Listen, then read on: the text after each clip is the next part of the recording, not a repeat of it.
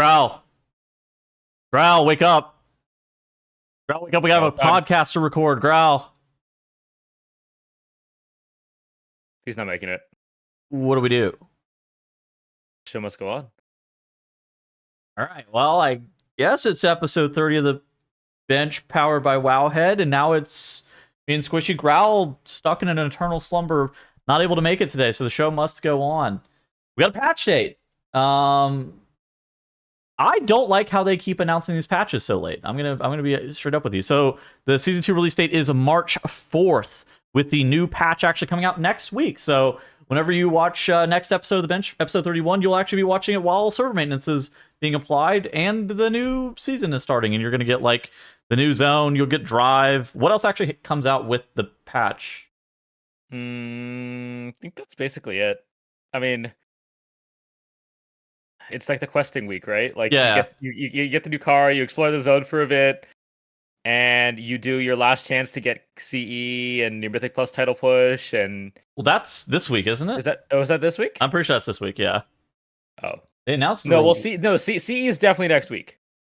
You still have you usually have that extra week for CE and AOTC. I'm pretty sure. Hold on, they announced something about rewards. Let me pull through. Last day to get rewards. Where was it? Right Last there. chance to earn season. Arm. What day is it? Only be available in season 1. Doesn't say. Okay, so but you think it's the 4th? I think it's the 4th for most things. The release of War Within season 2 is the 4th. Okay, I guess that means that. Yeah. Okay, dude, I actually thought I thought that Race World Last was. That's weird because the new patch is out. I don't know, man. I don't know. Very strange. There's still a lot of questions for people, like what's going on with certain currencies, like are undercoins being reset with delves, like what are keystones going to do in the seasonal reset. There's a lot of information that people want to know still that's still missing, and hopefully they'll address that soon. Yeah. Do you think they reset keys? For like all the way down to 2s? I think they should. All the way down to 2? I'm pretty sure there's. I would be okay with them doing that. I think that they should. Like, I think it's one of those situations where, in the past they've like soft reset keys -4 levels and stuff like that, and that, it kind of makes sense. You shouldn't necessarily need to reset people all the way down to 2. I think it's totally fine to just like completely reset everybody though. Like, I don't think there's any issue with like everybody starting at a 2. Yeah. It makes that first week a little awkward, but I don't think there's anything wrong with it inherently. I mean, you just have people that are just stuck on a +2 keystone all week, and nobody wants to do it. Well, you're looking at that from like a guild perspective, right? That's not exactly how everybody plays, right? Like, yeah. You'll push up like a wide variety of keys. Like, even if you're playing with like just your M+ friends or whatever, everybody's key eventually gets pushed up somehow because you're just like whatever. I think it's for the best though for them to reset it. I would tend to agree. I think it's better for like the average player if every player has all of their keys reset. I don't think it's like necessarily an issue. But yeah, so basically, patch launches May 4th. Race World Last is on. Are you gonna watch any of the Race World Last stuff? I usually keep it on, but I think it's also a lot less interesting this time around. Just because the season's been on for so long. That, but also I think the buff has changed Race World Last a little bit. Like, I'm curious how that is going to affect Race World Last. Because typically, like, Max or various Discords, they'll post, the multi-Twitch stream link that's like 16 streams long or something for the final night. And that's always, like, been fun to watch. I'm curious how many guilds are actually in that position still now. And I think that's kind of interesting to see. Have you ever helped a guild with, like, Race World Last stuff from, like, Raid Leader Exchange Discord or anything like that?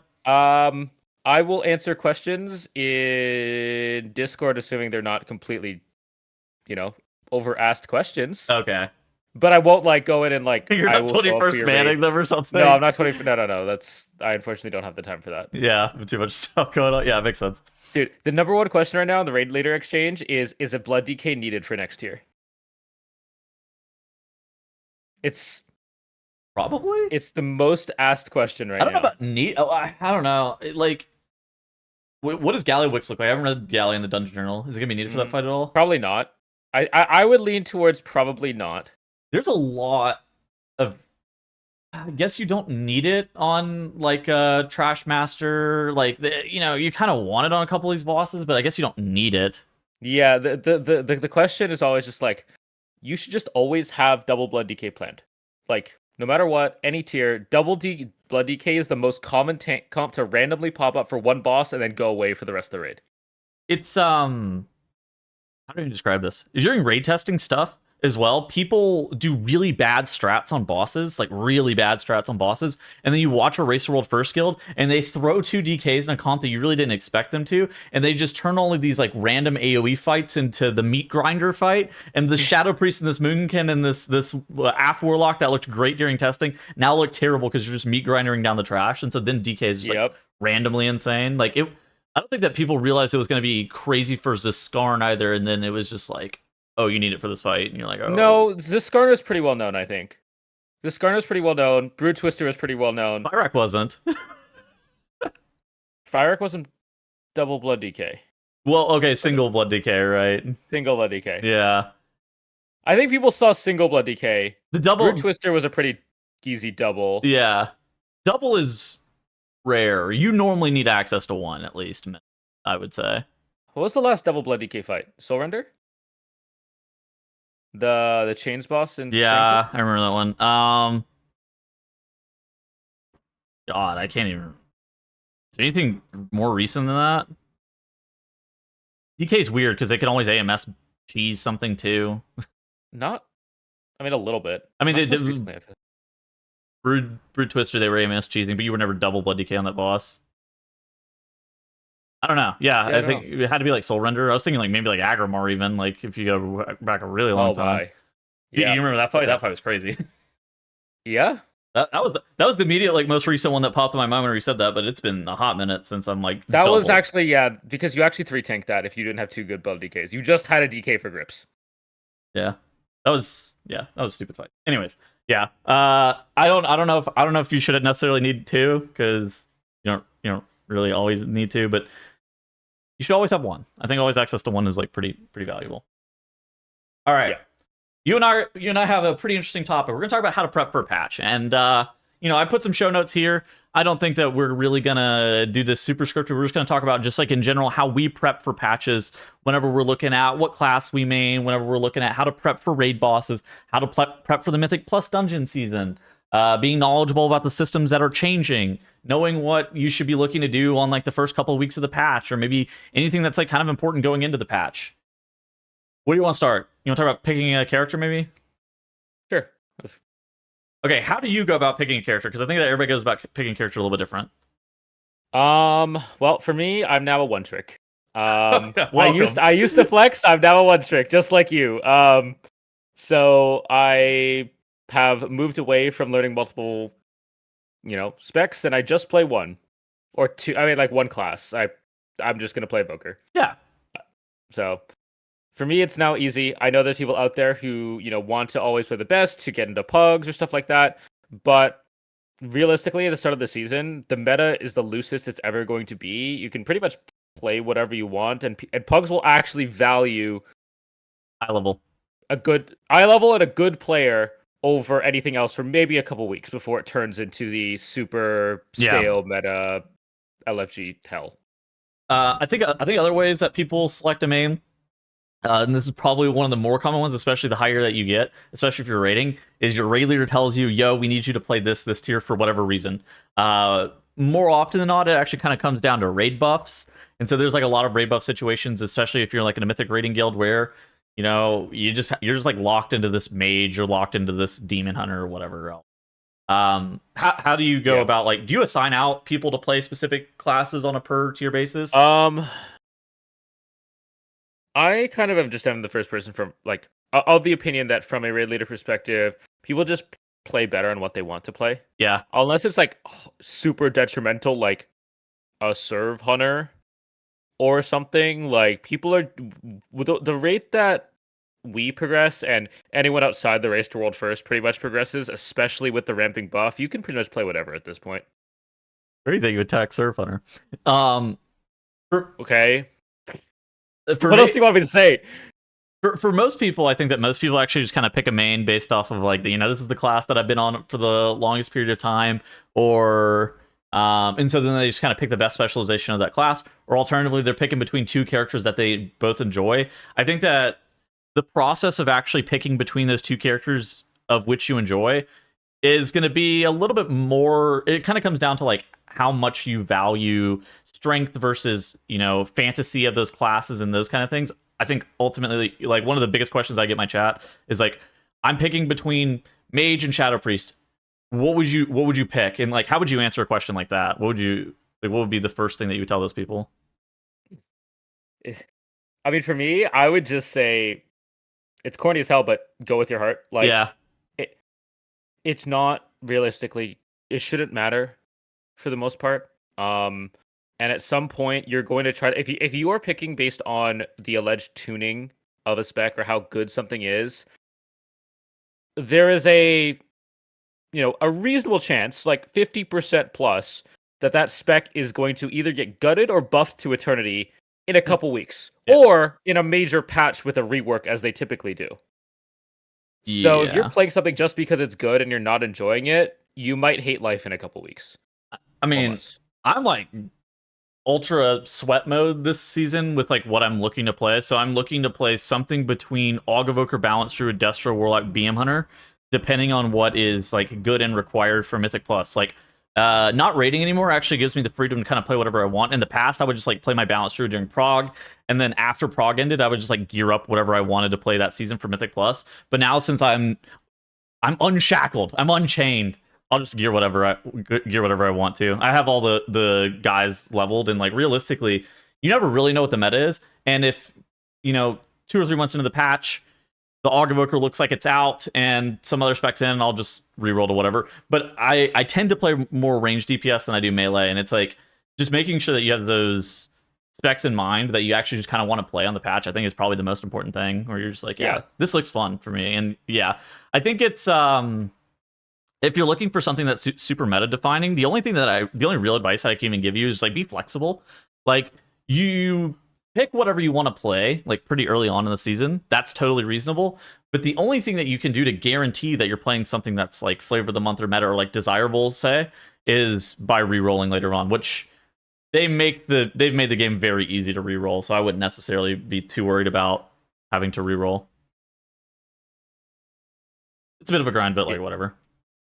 Yeah. I mean, I will always maintain that the best thing to do is just play what you want to play. Yeah. Then whether it's good or it's bad, like once the meta is more solidified too, then you can kind of mold into it, and it's reasonably easy to catch up at this point. Yeah, what I will say about how's the raid meta looking? More of the same, where it's one of every raid spec. Then everybody's saying, yeah. I mean, we need one of every spec for raid buffs, but then like Mage and Lock look good during testing, but like, what are people are saying? Like don't bring melee, and they say that every single time, like every single time. They look bad during testing, but they always look bad during testing. Yeah, because melee require, you play safe, you don't greed, you play the mechanics. Like that's typical during raid testing. I will agree that there are some like things that there looks to be a more split cleave, but like you said, there's always ways to turn split cleave into non-split cleave. There's always a way. I don't even get it. Dude, yeah, melee. I don't even know. I think the thing that made me think that melee were maybe going to be a little bit bad is like no melee specialization that I saw was actually just like popping off during raid testing. Like even there's like a very few patchwork fights this raid too, which I think is maybe I don't know. It might end up being a strat thing. I guess we'll see. But like the fact that there was no individual melee spec that was just like dominating, I was a bit surprised about that. Yeah, I think the strength of melee will be determined by the amount of split cleave in this raid. I think. Okay, you want to go to dungeon or raid boss stuff next? What are we thinking? thinking? On raid. Let's just keep going. All right. Raid prep. So in the past, I think that a lot of people would watch like a Fat Boss TV guide and try to figure out the mechanics of a raid, try to get like a 5-minute deep dive. A lot of that stuff's just kind of gone away. What would you suggest for people to like prep for raid?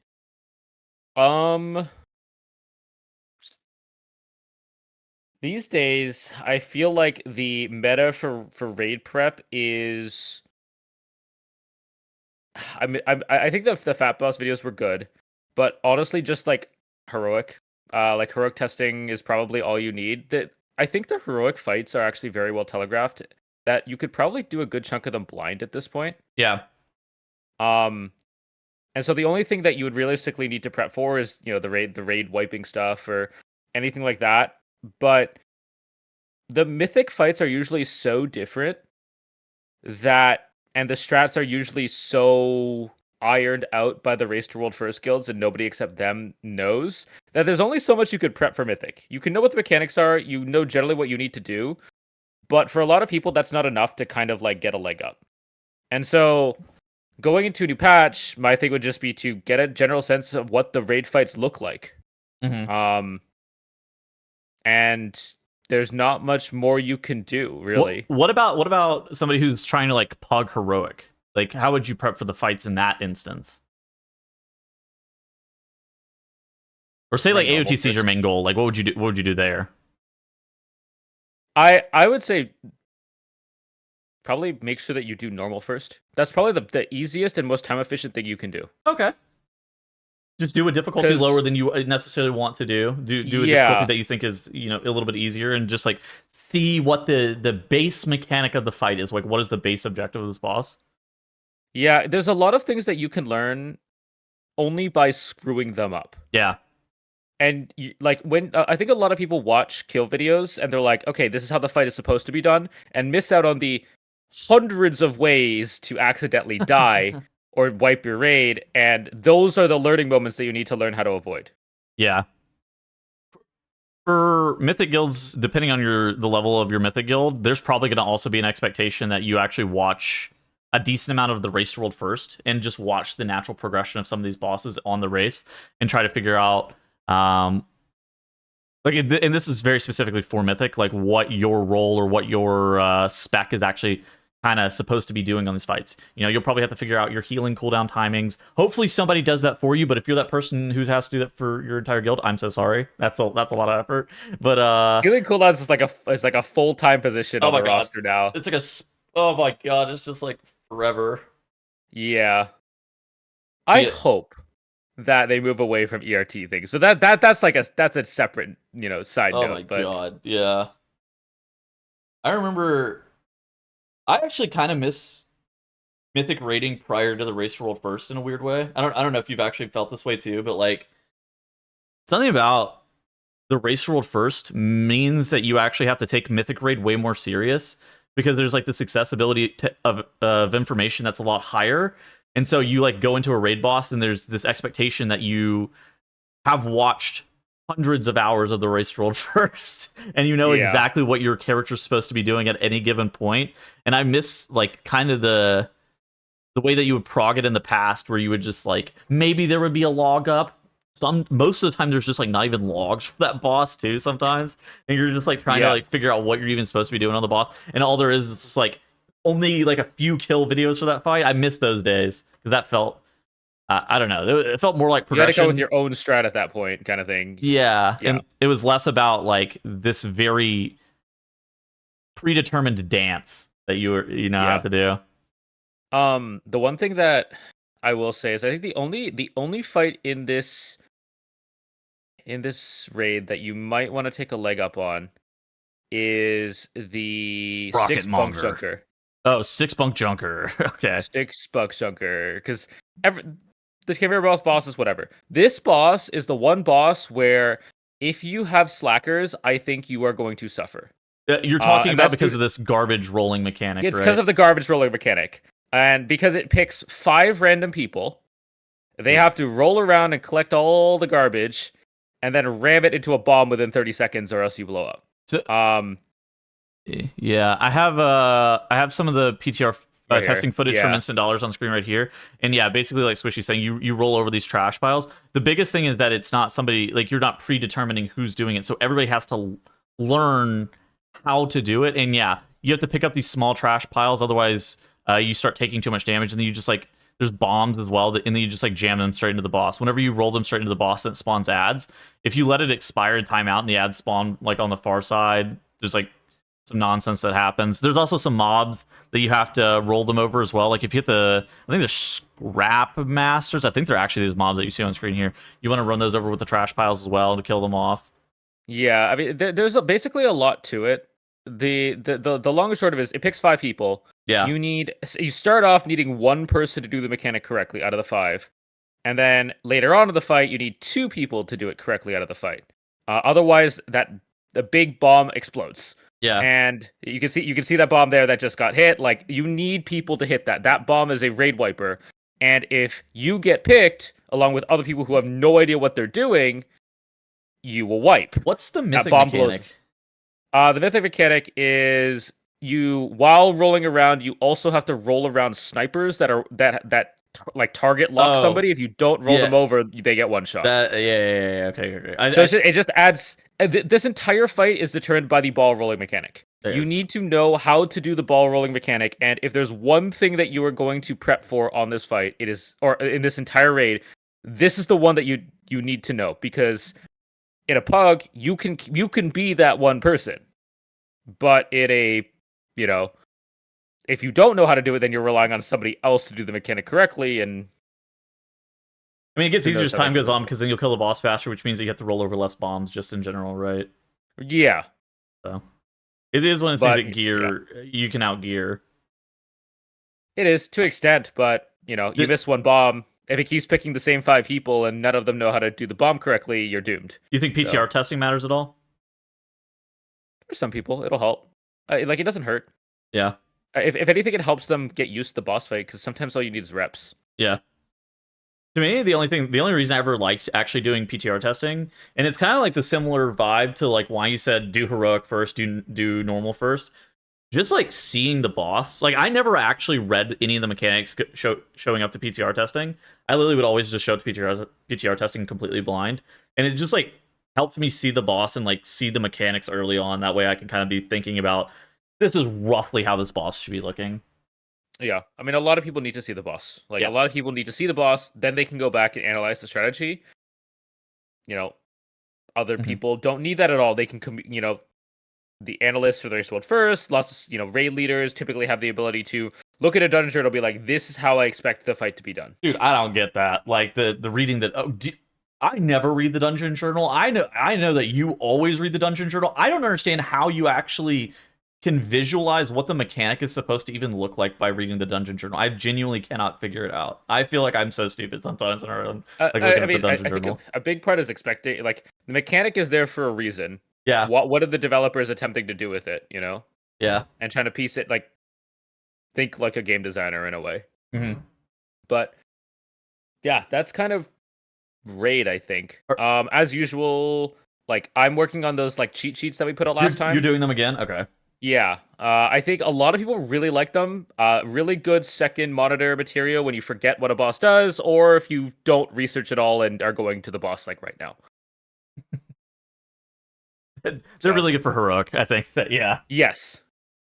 For mythic, I think there's a pretty big lack of good mythic guides out there. The majority of them are 30-minute rant videos where they kind of just go through everything that they experienced on the fight.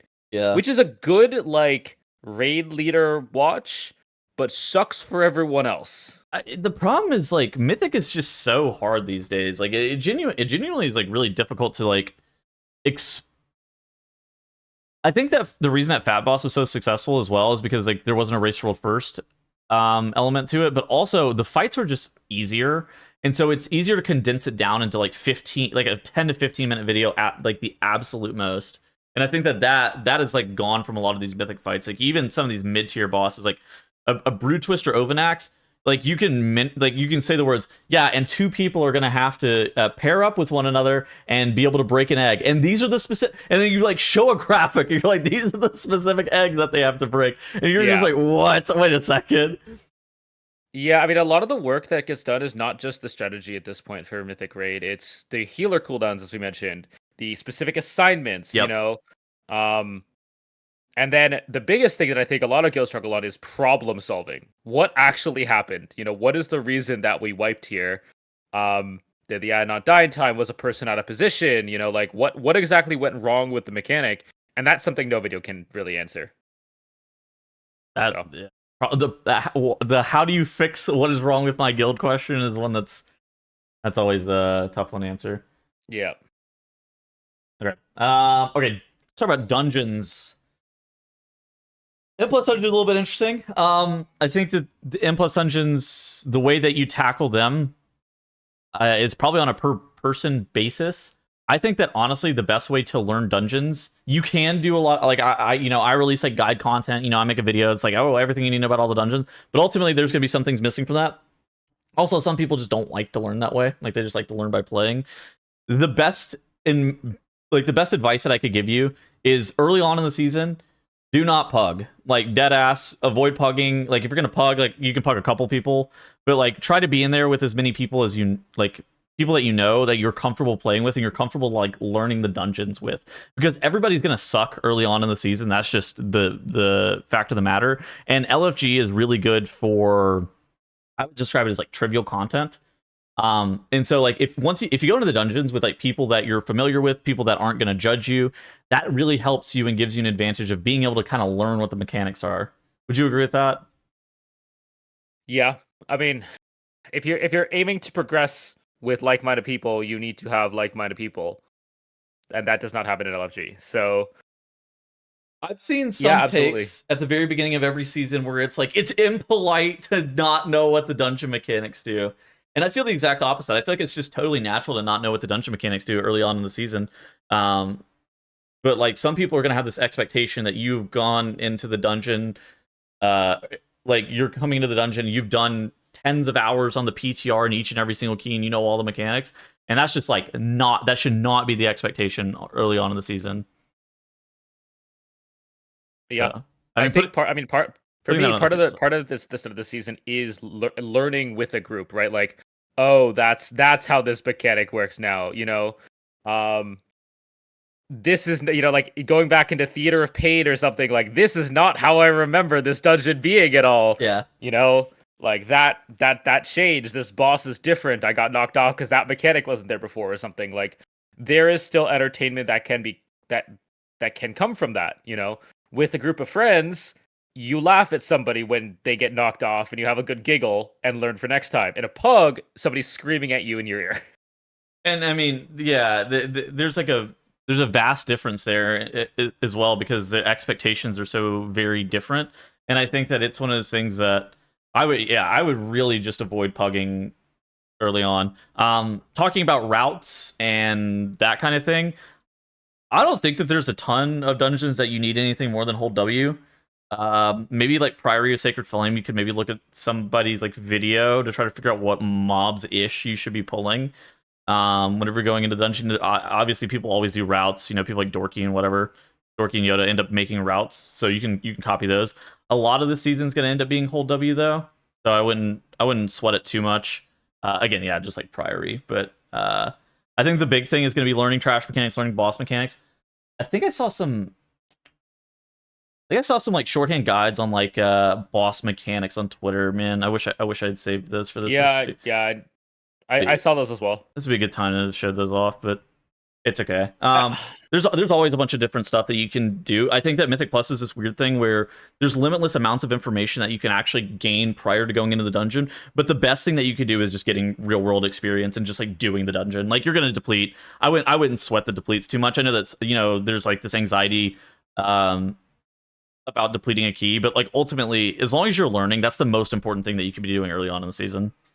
Yeah, and compared to last season, I think these dungeons are definitely a lot easier as well.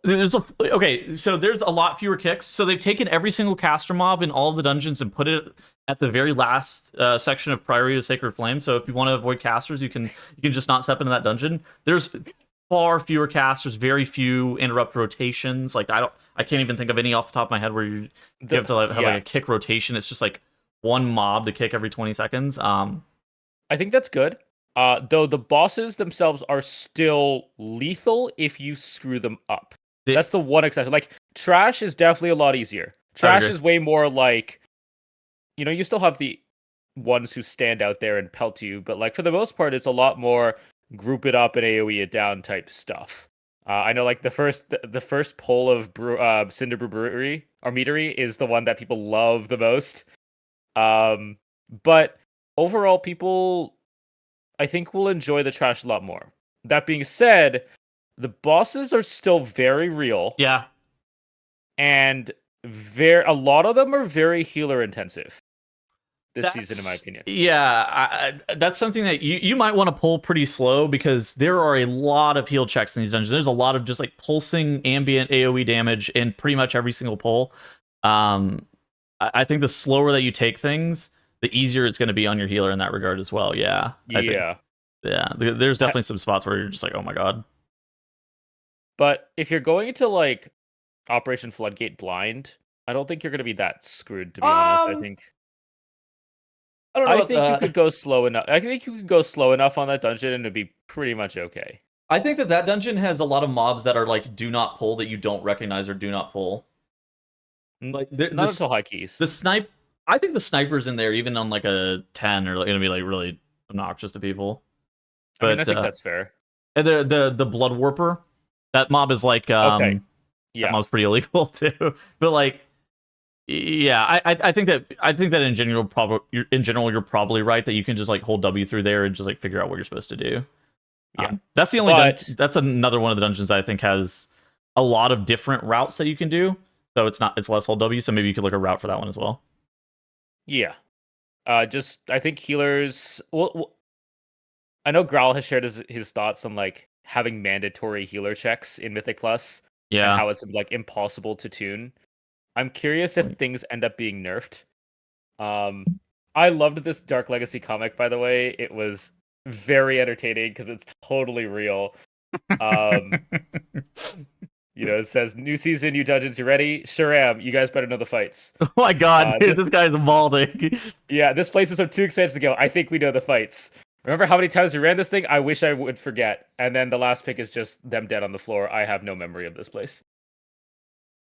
I don't think Theater of Pain is like that different. No, I don't think it is either. It's just that one boss. The soul boss previously. Yeah. It's now very different. Ulthrak or whatever. Yeah. I think the workshops, they changed some stuff, they moved some of the mobs and stuff like that, but it shouldn't feel that foreign to you. It's largely the same stuff. Exactly. Probably want a Cujo box. What was the other returning dungeon? Theater Pain, Workshop? Motherload. Oh, yeah. That one's pretty different. That one's a lot different, actually. Yeah, they changed a lot of the trash. Just functionality-wise, how a lot of that trash works is just very different now. And the bosses are different, too. Yeah. Yeah. I think that just, like, taking it slow, finding some people to play with that don't mind, like, learning and, taking the dungeons a little bit slower, that's the best way you can do it. And honestly, too, like, if you just want to go in on, like, lower keys and just kind of, like, look at some of the mechanics, like, lower than what you normally do, and just like look at some of the mechanics, I think that's totally reasonable. I mean, you could even do it in M0, realistically. I don't think that M0 is like normally like a great conduit because there's like a element of lethality that's lacking. But if you're just trying to like look at the mechanics, I think it's fine.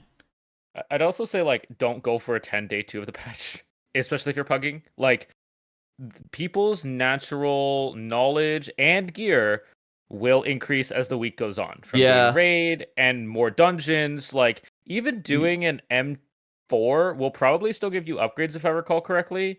So like if you're going for the highest reward you can, probably do it closer to the end of the week if you're pugging. I think that there's also I would get some different advice as well, is like making sure that you can kind of get ahead of the gearing curve a little bit can also help a lot too for potential invites getting into M+. Like just even if you're just like doing those 4s and whatever to be able to get tangible upgrades on your gear, I think that's like a great way to continue to like just get invites, right? Because like if you log in later on in the patch, or like you log in and it's like Saturday and it's the first time you logged in and you're 639 item level and this guy is signing up to the key at 652, he's gonna get accepted 10 times out of 10 over you, right? Yeah. I mean, tier is also a big thing, right? Like having your tier set, being able to say I have 4 set is a huge invite thing, which obviously is really hard to do if you're pugging. You could lie. Well, they can look. But, I mean, normal raid is historically on the easier side and is easily puggable. Yeah. And I think, like, if your goal is Mythic Plus, doing just a quick normal raid clear, and just hoping that you get a piece or two of tier, is going to go a long way. Because usually in normal these days, the stakes on it are quite low. You know, What's up with crafting in the catalyst? I assume it's the same. So we get a spark week 1, and we get the catalyst start week 1. I mean, unless they're changing it, yes. That would be the same. They haven't said anything, so okay. I don't know. I guess it's one of those things that there's just like Blizzard didn't say anything, so I don't really know. Well, I guess we just assume it's gonna be the same. But yeah, I mean, crafting's gonna be worth it now with the crafting's only gonna be 60 crests. Yeah, they did change it. That you should craft on CD. Like you should be looking to craft on CD, I think. Yeah. I mean, it's always gonna be weapon first, right? Like it's two-hander.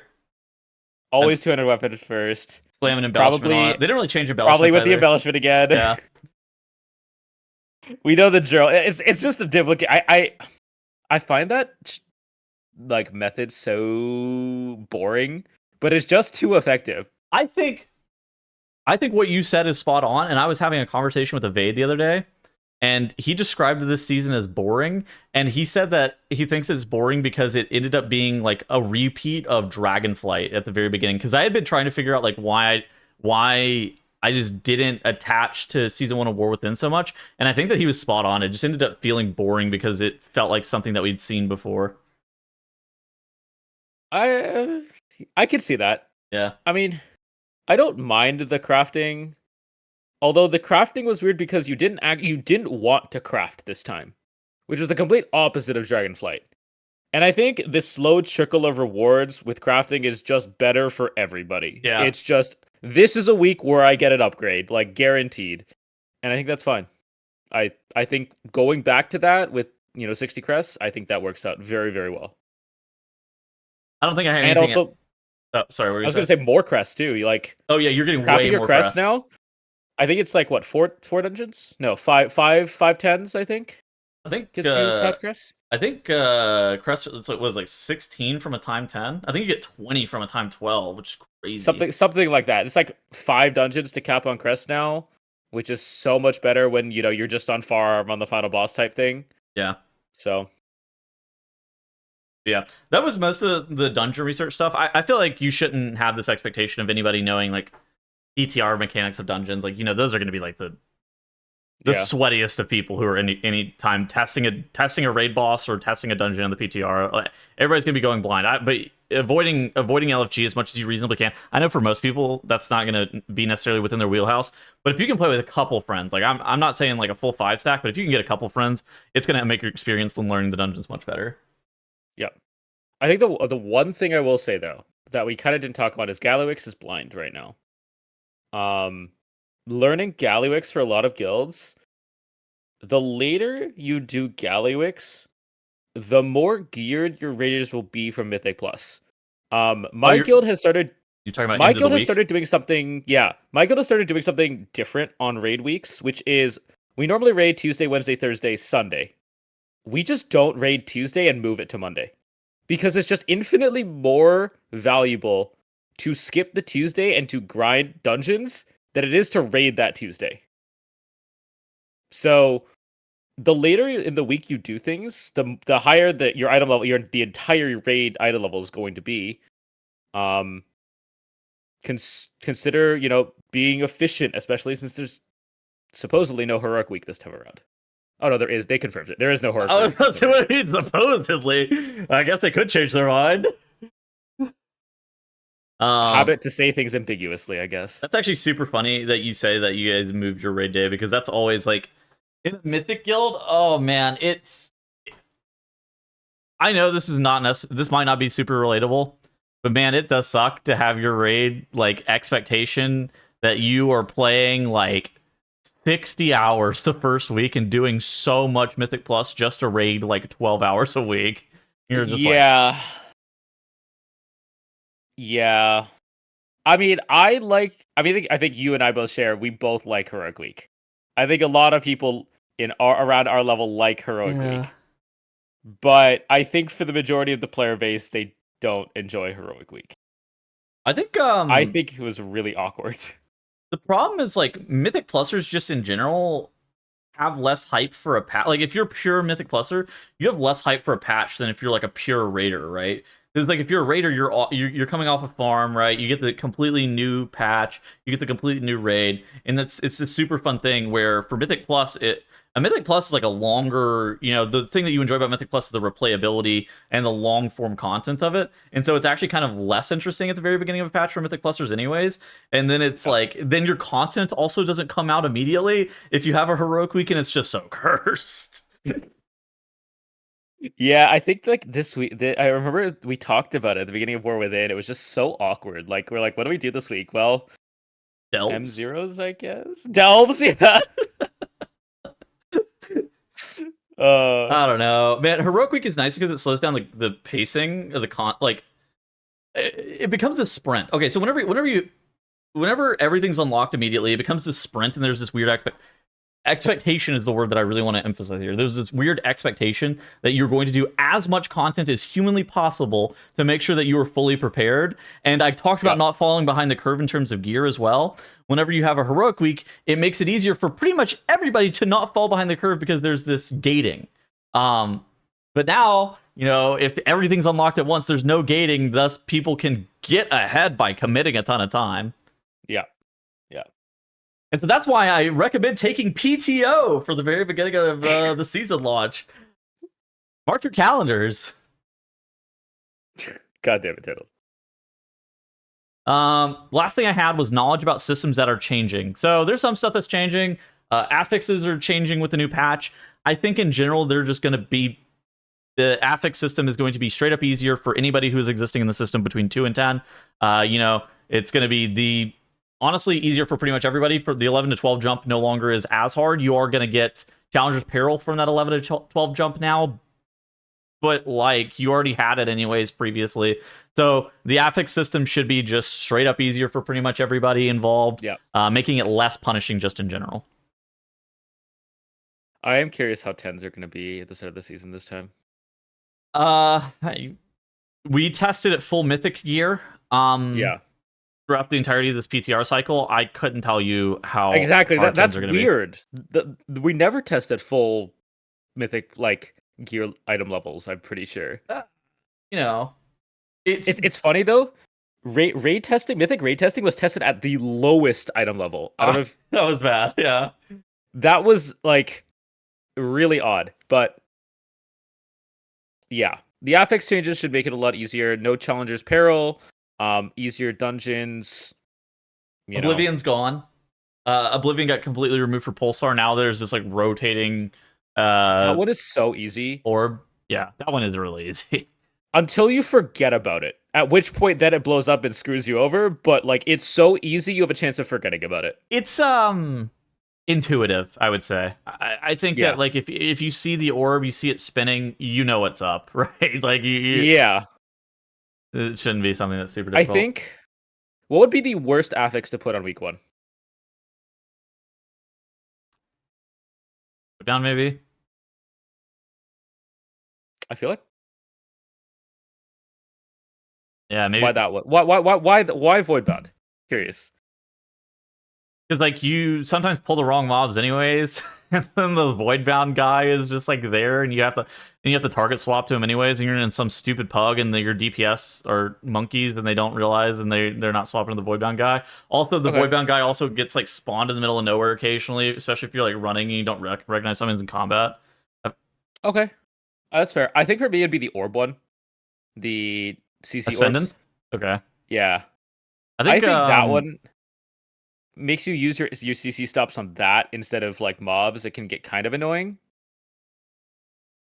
That was on War Within launch. I thought it was pretty good actually on War Within launch. I'm not like, I don't think any of them are like super bad, which is a good sign, honestly, compared to what it could have been. Yeah, I think I've actually seen a lot of people kind of questioning as to whether or not you should have even like if the Xal'atath's bargain affixes should have been present at 12 plus. Kind of interesting. How funny would it be if people were just like, I want my affixes back at 12, thank you. Well, a lot of people. Nobody's saying that about Sanguine, but it's like no, like the Xal'atath ones, yeah. The Xal'atath ones aren't bad affixes, just in general, right? Like I think people were talking about like they wanted affixes removed because a fuck sanguine, basically. like, but yeah, I don't know. I like the no affix. I like the affixless version of Mythic Plus, but I could see the argument either way. Yeah. I think the one thing that Blizzard needs to learn is there's a difference between when people complain about things, it's not necessarily that people don't want the system. They don't want a bad version of the system. It wasn't that we don't want affixes, is we don't want bad, unfun affixes. We don't want, it's not, I think, like, people have talked about borrowed power a lot, and that's kind of like a negative stigma. I think borrowed power is perfectly fine, but people don't want bad borrowed power, aka shards of domination. Dude, I had this conversation the other day too. I was like, I don't think anybody actually complained about their covenant ability or corruption or any of these other borrowed power, the Azerite weapon or any of these other borrowed power systems, the legendaries as well from Legion. Nobody ended up complaining about those specifically. Every single time it was acquisition, artifact power in my weapon. I can't get the legendary that I'm looking for. My corruption's not dropping. The shards of domination are 3 tiers of RNG on top of one another. It was crazy that it was just every single time it was the acquisition of the borrowed power. They locked my covenant. I can't use more than one covenant. Like that. I know when your theory crafter tries to go Kyrian and like you bait the entire community to go Kyrian when you're not supposed to be. Dude, I didn't mean to. Like it just happened. But like I was so surprised that people complained about borrowed power, and they actually were fine with removing it. And then I don't know. I actually liked borrowed power, but it's whatever. Maybe it's just a me thing. Why are you like off camera right now? Because you pissed me off about the Kyrian comment. I had to stand up. I was getting heated for a second, dude. I can't believe that happened. I can't believe people still bring it up. Because it's funny. So annoying. Dude, this literally would have been a problem if Blizzard just did it like. First off, if they didn't buff Night Fae 2 days before the expansion came out, and if they just didn't lock your covenant, this would never have been an issue. My favorite thing is like the Monday night before patch hotfixes, and also the Tuesday during maintenance hotfixes. Those are my favorite hotfixes. I like because those are the ones that scare people. I like the ones where they change raid bosses, and then people get really bothered about the fact that they're changing a raid boss that hasn't been pulled before, and they're worried that it's going to be worse. When every single time I see them change it on a boss that hasn't been pulled yet, I'm like, this is just going to make this boss better. They just know what they're doing now. I remember during Sanctum of Domination, they extended maintenance. And during that extended maintenance, they shipped a bunch of hotfixes that like changed the boss fights. Like Eye of the Jailer, I think originally had 3 intermission phases instead of 2, and that was changed during downtime. And it's like, so this is why the servers are delayed. That's a crazy change to do during a maintenance, by the way. It was like the one before the season started. So like this was their last chance to do it, and they just shipped it like after servers were already supposed to be up. But surely that's something they had on a PTR that they were just like on an internal test realm that they were like looking at. Who knows, man? Who knows? In other news, we had the TGP this weekend. Mandatory ended up winning. I felt like this TGP, funnily enough, was actually way less hype and way less promoted than TGPs have been in the past. Would you agree with that? Yeah, I'd say so. But I think part of it is just like people are hard burnt out of WoW right now. Like, hard burnt out of WoW, more than usual. Yeah, I mean this season's been pretty long, and it's I think everybody's ready for the new season. I think that the time that the TGP happened in the patch was actually a pretty big mistake. Like if they swap this in the MDI, I think this has been way more interesting. I think so too. I think also, like, I've seen people talking about how the format is really hard to watch with the split screen. It's really hard to concentrate on what one team is doing when the split screen's up. I don't even know how you'd fix that, though. I mean, do you even have an answer? I don't know. No, I really don't. Like, it's really tough in a concurrent, like, race stream, right? Like, just the way the format is for the TGP, you have, anywhere from 4 to 6 teams running dungeons simultaneously. And sometimes there's the most interesting parts are usually at the end of the dungeon when it's closer not to the timer. During all the other times, it's really, really not interesting a lot of the time. And that's just kind of like, I know that live events are fun. I almost think it'd be better if it was offline and heavily edited. But that's just kind of like my first-hand take at what would make the TGP more watchable, but I don't even know if that would fix it. I don't think it'd make it better. I do think it'd make it more watchable from like a viewership experience thing, but I don't think it'd make it necessarily like a better product. I think also if the players, or not players, but if the people had knowledge that it was pre-recorded, it'd also be like, people would be like way less interested in that. That's totally fair, yeah. It's kind of like I mean, people do it with like AGDQ and stuff like that. Have you ever seen any of those AGDQ events where there'll be like 4 people speedrunning against one another? I mean, they end up using the 4-box too. There's just like, I don't feel like there's just like a good way of doing it. Yeah, I mean, like I used to watch a lot more AGDQ and SGDQ. I think part of the thing that like why I watch a run is, one, when it's a game that I enjoy, Yeah. and 2, when the commentary is interesting. But it's really hard to have interesting commentary when What's up, dude? It's it's the same. You're watching the same run for, what is it, like 4 hours? I don't know how long is the TGP? 5 hours? Over 5 hours. There's only so much interesting commentary you can say, right? Like AGDQ is one run, you do the best you can, cool. TGP is you're running that dungeon until you complete it, at which point you run it again at a slightly harder difficulty. So it's a tough situation to be in, I think. Yeah. And I don't know what to do about that. But I definitely think the timing, definitely one of the biggest contributors. The timing, I think that the TGP and MDI just in general do way better whenever the game is doing better. I think that those are very closely correlated with one another. I think a lot of people would be more interested if it was way closer to the start of a season, yeah, when things are also less ironed out. When the comps aren't as identical and, people have time to figure out all the little strategy stuff. Like, I know some of the cool, like, people love the cool tech that is usually seen on these streams. Like, there was the snapping portal technology in Galakrond's Rise. Yeah, like that was really cool to see. But at some point, that just becomes the norm because it's figured out on live, and then it's really hard to hide that kind of thing. Mm-hmm. And the longer it takes, the more time it has for somebody else to figure it out. It's kind of a weird season. I don't think there was any tech in any dungeon that I saw that was like not used on live. Like, I actually don't think I saw any tech this season, which is insane. Pulling through the walls on miss, basically. That was known. Like, things that were like new, right? That's the thing, is like, I don't think any of it was ever new. That's the issue with that kind of thing. Like, even like, dude, people were doing the craziest shit with the Fleshcrafters on live. Like, they're basically doing the same stuff with Fleshcrafters on live as they were doing on the TR. Yeah, which is insane. That's an insane strat, but like, I mean, that was known since Shadowlands. Like, people did that in Shadowlands. So yeah.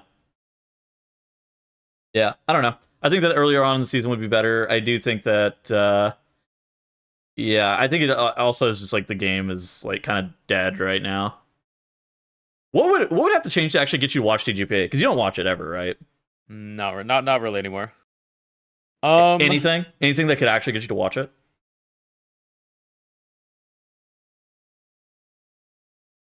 I think my attention span doesn't keep up with TGP or like long form things anymore. Just, I might watch like the end when things are like intense, but like for the first couple hours of every day, it's usually just pushing up a key that you're kind of it's almost like a homework key in a way. Yeah. And that's not the most exciting thing for me. I think that a lot of the players also complain about the homework key phenomenon too, where like pushing up the key is just so boring and it's so bad for viewership. I don't know. Like, I don't know if it'd be any better if they shortened the timer and started the keys higher. Like, then you might just be watching a team bang their head against a unwinnable key for 3 hours or something. Yeah. So it would almost be like a completely different format. But if teams were given like one chance, no do-overs, post the highest time on this, that would be a different format. But I do think that would capture my interest slightly more.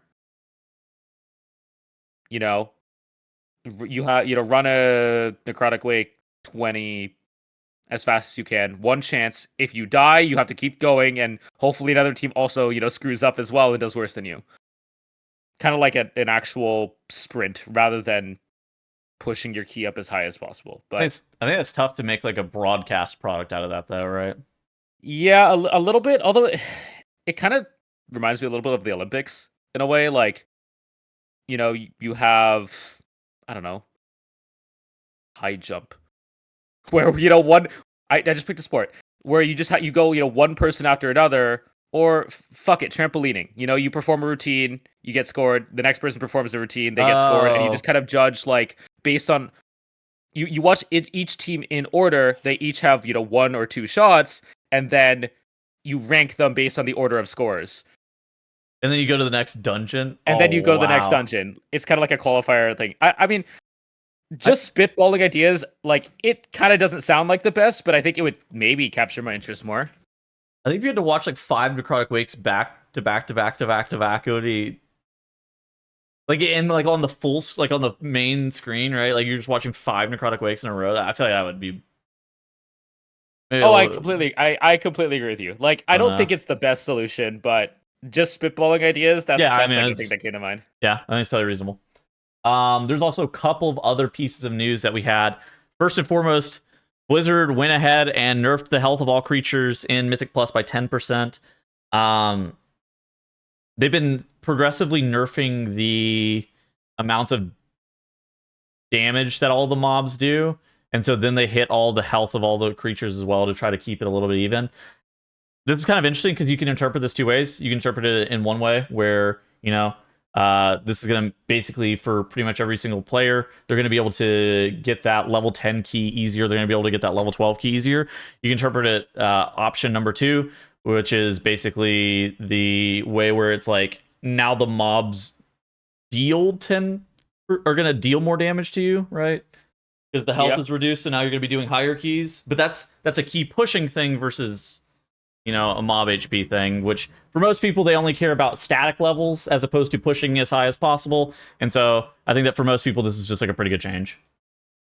I think it's a good change. One of the things that I'm slightly concerned about is people are, like you said, max mythic gear on the PTR, right? I don't understand that at all. Yeah. And they are pushing 16s? 17s? 18s? Something around that. And obviously that's like unoptimal strats. But if they're pushing, 16s, 17s, 18s now with this health nerf, start of the season, you're going down, let's say 39 item levels, which is, going to reduce your damage output by about 40% on live. That's probably going to reduce it, a decent amount of key levels. At 10 of the season, probably going to be still a little difficult until you gear up. Funnily enough, as well, in like 15s and stuff, you're already getting one-shot by a lot of these dungeons. Yeah. I gotta say, the fact that I'm getting one-shot in Theater of Pain over and over again is infuriating.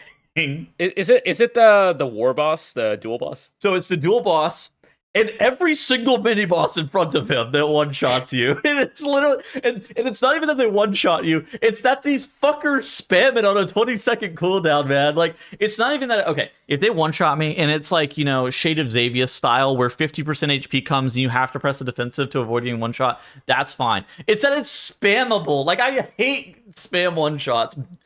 Please do something, be more engaging, stop being so boring. I cannot believe they didn't fix that boss. Every time I think I watch that dual boss, I see him jump to the middle and immediately kill someone. And I play AUG on that fight sometimes too, and both of my dumbass DPS get sent down, and I'm sitting up there as an AUG evoker, AFK. It's literally, it's. We gotta change the boss. The boss has to go. That I think that was the boss that everybody was just kind of like, delete this boss. That boss is bad. And they didn't. I'm pretty sure they didn't change it, right? Like, there is no change to that boss. I think there's literally no change to that boss. Yeah, actually, the only change to that boss is now the frontals don't do any Have a damage better to you. telegraph. No, they just don't do Wait, damage to you. Yeah, that's it. That's the only change. Well, it's a bug. Well, like his combo frontals. Yeah, they just don't do damage right now. There's bugged. Like I know the whirlwind one does. Like he has 3 attacks, right? The the whirlwind. big semicircle does not do any damage. Like you can stand in Oh.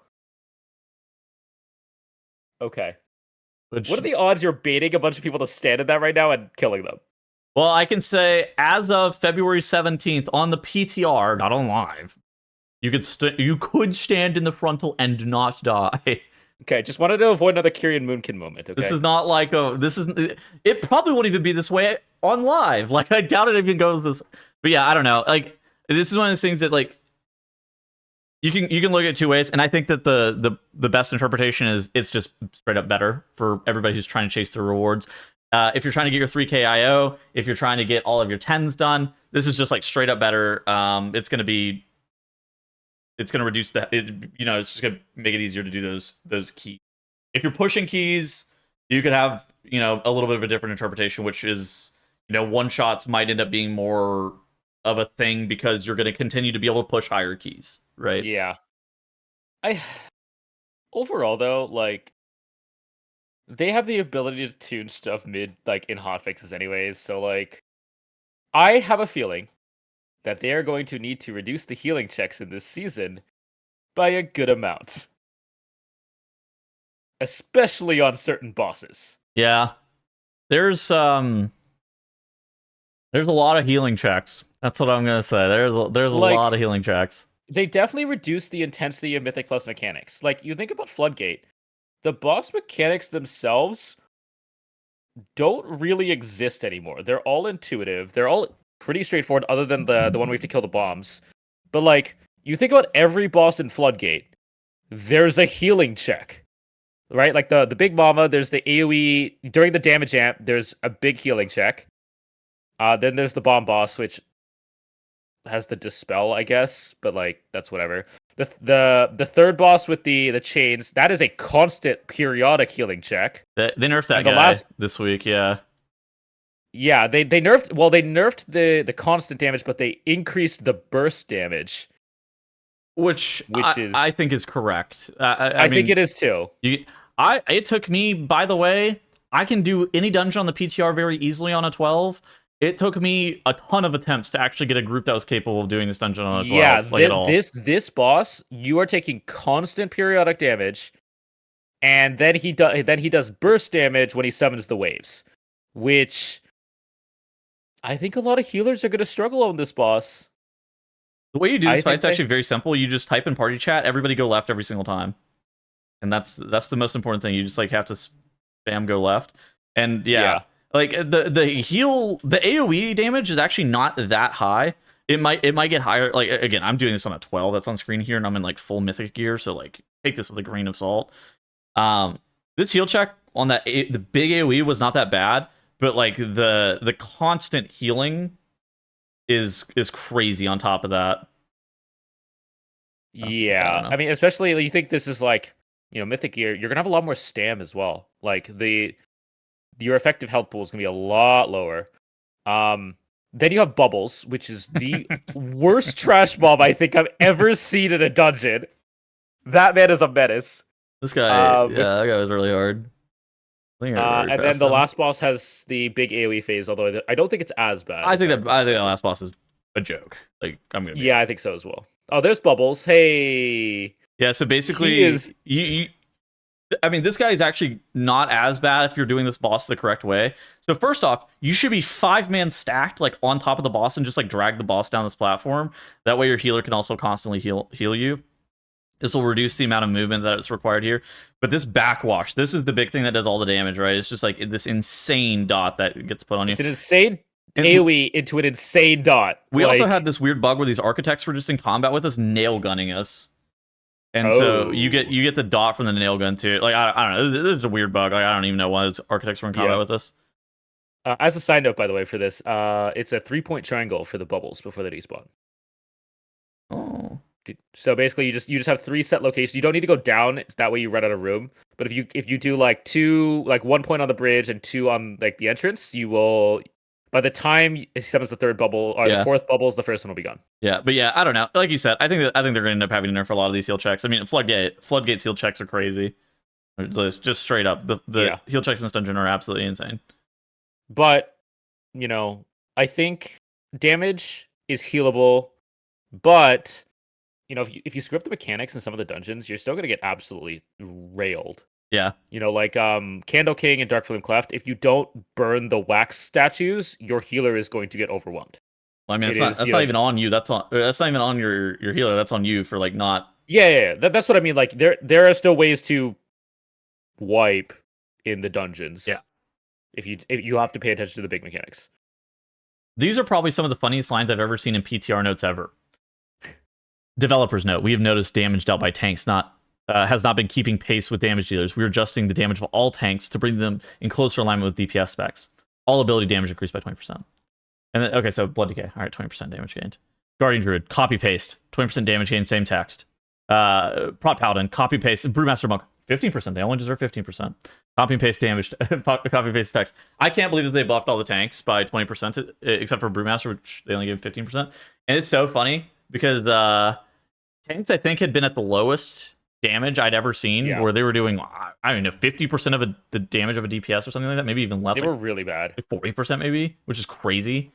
I mean, they just buffed threat too, which also means that like they might actually be able to hold threat. But I actually think tank single target DPS is pretty even, except Brewmaster is behind and Blood Decay is ahead. I'm pretty okay, I think they're about to nerf warrior tank damage, by the way. I think I know what you're mentioning, and I'm pretty sure that tank warrior DPS is only if you spam execute instead of using any defensive. Why would you ever use any defensive? You're a tank. Okay. You got a shield for what? But yeah, I don't know. I'm glad that they're buffing tank damage. I think that like they got to get tanks, and I actually think that tanking is going to be better this next season. Like this is my. I'm going to cope a little bit and a little bit as well. But I actually think that tanking is going to be in a much better spot this next season than it has been in a couple of seasons, where I think that a lot of tanks, survivability-wise, are actually going to be kind of close for Mythic Plus. Obviously, there's going to be a meta, and it looks like it's Vintage Demon Hunter and Prot Paladin again. But I think that, you have those in like a higher tier, and then you have the other 4 tanks in a tier right below it, but all 4 of those tanks that are in a tier right below it can live. And I think that that's a huge thing, is whenever tank survivability on all the tanks is good, that means that you can realistically play any tank and hopefully have a better meta for tanks. But yeah, Venge this season looks good. I think people are looking at Paladin as well, yeah, but I've seen a lot more Vintage Demon Hunters than I've seen Paladins on the PTR, but like I think that, I mean, Paladin, especially if all the tanks can live, Paladin's kit is just really stupid. Like, I'm just gonna be very frank. The sack spell warding, logging, lay on hands, all that nonsense. I don't know. There's a reason that Paladin is usually the frail tank with utility, but now, I mean, that also wasn't fun for when you couldn't survive. So now it's just a regular tank with good utility. Yeah. Which, pick your poison, I guess. All right, time for me to cope some more. I tweeted this out. Dude, people are actually haters on this. This is the weirdest thing ever. So it might be hopium, but I'm super excited for Mythic Plus next season. I have a feeling that the meta will be pretty diverse, and I feel pretty positive about all the changes that Blizzard's been making to Mythic Plus systems and the dungeons themselves. Things aren't perfect, but they're improving. Whenever I say this, I think that, first and foremost, I actually think that the DPS meta that we've seen, I think there's actually a couple of pretty unique and distinct comps that we can potentially see right now. I think that in that regard, meta looks like it should be pretty good. I think that lowering the amount of kicks that are required in all the dungeons, like we talked about, is going to be a good thing. I think the heal checks, like you said, are probably going to end up having to tune those a little bit. They're going to have to tune some stuff. But just in general, I feel like I am so much more excited for Season 2 and the dungeons than I was for Season 1. And it's crazy. And then people were just completely dooming in the comments section. That was so weird to me that they were just like, no, actually, it's going to be dog shit. Just like, what are you talking about? I mean, the biggest thing that I'm excited for is just more WoW content with, like, friends. Like, that's what I play video games for. Like, I haven't played WoW I've been so disconnected from actually playing WoW for like having a good reason to play WoW because I'm progression minded, rewards driven, like everybody else. But this season 2, ready to get back on the grind, learn the new dungeons, perfect the dungeons, raid. Like this looks to be possibly one of the best patches Yeah. as of right now. So like, I hope it succeeds because it looks like the devs had a ton of fun and put in a ton of effort into making this patch. The aesthetic of this patch is insane. Oh yeah, I'm always down for a good casino vibe. All right, what is this? What am I looking at? So, Rated.io has a new stats feature. Also, you did no And- keys this season. Huh? You did no dungeons. I did not do any. Dude, I did my weekly keys. You can see my weekly keys there. So Rated.io added a new stats feature. You can see people's breakdowns on like how many dungeons they've done. And one of the things that people have been pointing out is if you scroll down, there is an in-time percentage for each dungeon. Now, this only counts completed runs. So if you abandon a run, it doesn't count. But I feel like pugs are going to use this number religiously and to bad effect. This number could literally get deleted. This number's actually just fake. Like, how do you describe this? Abandoned runs are like 90% of your incomplete keys, like, right? Like those are 90% of your depletes are a run that you ran out of, not because you there's so few instances of which you you finish a key that you don't time. Like, you do for pugs, I feel like it's pretty common. I don't know about common. It happens, like especially earlier on in the season where you're doing it just for gear. It's way more common. The moment that you've stopped doing it for gear and you're doing it for achievements or weekly vault and stuff like that, you're just out of there if you're like depleting the key. Like there's no reason to stay. And if it's not you specifically that would do that, it's one of the other 4 people that are there just for their achievement or whatever. Yeah. I think it'd be interesting if it was like all dungeons, but obviously they can't track that. But I do think it's just like one of the most an interesting feature they've added. Yeah, let me see. I add that for my guy. Yeah, because it might take a little to load, but yeah, dude, you never like. I don't like the in time percent. I feel like that's just like a misrepresentation because I agree. The Raider.io. Okay, first off, I guess they probably could figure out a way to be able to track this through their add-on, but then it wouldn't even be up for everybody, right? Like, yeah, you need the add-on. Yeah, but like, dude, that's such a disingenuous thing. I actually don't think pugs will be using that. I don't think that pugs look at anybody beyond what their IO score is and what item level they are. I don't think anybody's like snooping about what your in time percent in the key is. And if they are, by the way, tell them that Tettles said you're a freak. Like, please, like, nobody needs to be snooping on your in time percent for keys. Like, it's also just like not even representative of anything. Like, it doesn't tell you how good or bad this person is. You're not figuring out anything. Excuse me. Yeah, I mean, like, but knowing that people are still gonna treat it religiously, I feel like you're gonna say, "Oh my god!" Like, I mean, I have a 50% success rate in Siege of Paralysis because I've done exactly 4 and time 2 on that character. Like, I don't know. It's to me and to a lot of others, it's going to be a useless number. But I have a feeling that a lot of people are gonna look at that and be like, and use it to the detriment of people. I did way too many keys this season, by the way. I didn't. I've done Miss, Dawnbreaker, and I don't remember the third one is. I can't remember. Oh, Arakara. Maybe this will load in the background while we do this next question for Q&A. All right. For Q&A, we got this week. I recently had the idea of Blizzard adding an M+ scoreboard. After teaching people how to play Marvel Rivals, I've seen the impact that a simple scoreboard can have and how it can steer people in the right direction. Thoughts? So basically what the thought process is, at the end of a dungeon, this is kind of what they have actually in like MDI and TGP.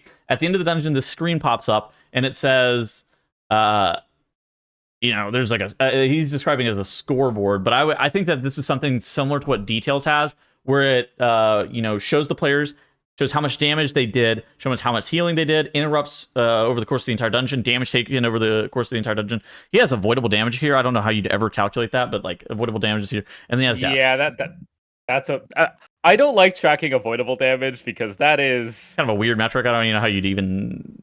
Yeah. So MVP, holy dude, start applying MVP to people. Oh my god, I'm in. What if you had to vote for MVP at the end? I think that this is good. I think that like even details could probably just implement something like this. They have something kind of similar. I'm pretty sure they do. Yeah, I close it every time, but it's kind of similar on details already. It would maybe be a little bit more interesting if it was in the base game. Do you think this would have like a large impact on people though?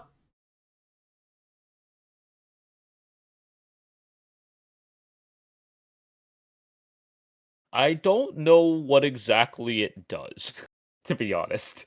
Like, we've talked about like funnel damage before, stuff like that. If there's an enhancement shaman in your group and they drop a surging totem on a large chunk of useless mobs, their damage is going to skyrocket, as we've seen in raid. That is not exactly valuable damage. And them being like 4 million because you pulled a bunch of, I don't know, what is a random mob that. If they're playing Totemic and Mythic Plus, we have some bigger problems. Yeah. Okay, but like as an example, that's like the first. That's like the first thing that came to mind. Insert a bunch of useless mobs that are just fodder. Like they don't hit your tank for anything. Yeah. Like whoever like if your Ret Paladin is AoEing instead, like. What about my Og Evoker? Like, what are we doing for my Og? Like, you can. I mean, there's probably some things you can glean from there. Like Marvel Rivals, I play that as well. Yeah, people look at overall damage. It is a starting metric, but there's a lot of nuance that would come from this scoreboard or even in Marvel Rivals that would, that matters a lot more. If you double heady someone and kill them, that's a lot more impactful than spamming into a tank for 1 minute getting no kills. Right? Like that there's different levels of nuance, and I'm not opposed to adding a scoreboard like this, but I do think that there is a lot of nuance that is just lost. So I don't know how much it would help. I'm not opposed to it though. I think it's one of those things that we actually kind of have with add-ons and stuff like that, right? Like Warcraft logs and details. I think have mostly similar stuff to this, right? Like it's not as condensed, right? But the thing that people look at the most, anyways, is just like the damage done. Like that's the thing that people get really excited about, right? Yeah, and like, what is this? Guy mean the right direction is kind of my question. Like, what are we trying to accomplish here? Well, is the goal to your damage sucks? Do more. Yeah, I mean, is the goal to determine like your damage sucks? Then yes, I think this would be a decent first step for for people to figure out if they're kind of slacking. If they're doing 3 billion damage versus 1.5 billion compared to the other DPS, like that is something that can be determined. If you're going for the the upper end keys for like a 10 or something like that, I don't think this is going to be useful, but that's okay. I think it just depends what you're going for here. People like always ask, what is the minimum eye level I want to be when I'm doing this?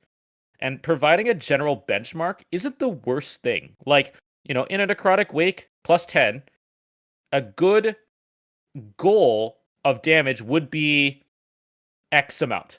If you're below that and your other, if you're below that by a lot, then there might be an issues. If you're below that by a little and your other DPS were clearly just better geared than you and are stealing the damage, that's fine too. I think there's some information that can be determined from that angle. Mm-hmm. I think, but if you want the in-depth analysis, you need to go to Warcraft logs. Yeah, so. I mean, it's kind of, I don't know. It's kind of one of those things that I think that like damage meters and like players kind of already have, like this in-game leaderboard. I think that like maybe this avoidable damage thing that we kind of clowned on a little bit. Like if this was in, it was like actually serious. I think this actually might not be too bad. But people don't care about their interrupts anyways. Like why is showing them that they didn't interrupt very much at the end of a dungeon actually gonna help anything? Yeah, I think overall though, I think this has use if you have the ability to compare it to something, like some kind of metric. Then I think it's useful. But like saying I did 3 billion damage, That's not very useful to me. I don't know if that's good, if that's bad, or it's anything like this. Analyzing Mythic Plus runs is actually just like so difficult to. Okay, this is the reason that like whenever I'll help people, I much prefer VODs than logs for Mythic Plus in particular, because VODs give me a lot more context for like what's going on in the run, and damage is really weird because your damage is so like as a DPS is so heavily tied to how big your tank can or is willing to pull. If your tank just isn't willing to pull that large, then your damage suffers because of it, and it's one of those things that's like. You could compare two people in a necrotic wake or something like that, like you were talking about, and if one person's tank did a massive first pull to dungeon, they jammed lust on it, and your tank did 2 packs of trash and a gatekeeper, and you're just like, yeah, of course you're just gonna do less damage, like it's just not a thing. Yeah, this isn't a raid boss where the pulls and the ads are coming in at the exact same time every time. This is like, rooting is a big part of overall damage and time saving. Yeah, so. of course. All right. That's it for episode 30. We'll be back next week with a patch preview. We go over everything you need to know about the patch and stuff like that. Kind of talking about just everything that you need for next season. Gonna be sick. Everyone wish Growl to feel better because he is sick. He is sick. He actually is sick. Yeah, I guess we glossed over that. We said he was sleeping, but yeah, he's sick. All right, goodbye, everybody. Growl. Growl.